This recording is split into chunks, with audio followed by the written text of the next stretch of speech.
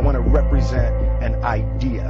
I want to represent possibilities. I can create whatever I want to create.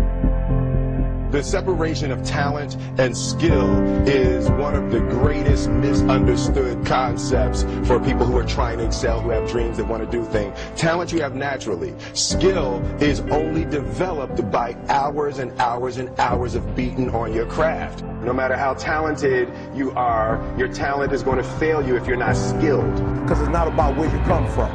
It's about heart. You come to a place where, being smart ain't enough. You got to have heart. The most important thing is to be able to sacrifice what you are for what you will become. I've never really viewed myself as particularly talented. Where I excel is work ethic.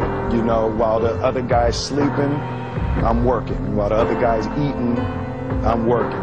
I'm not afraid to die on a treadmill. You might have more talent than me, you might be smarter than me,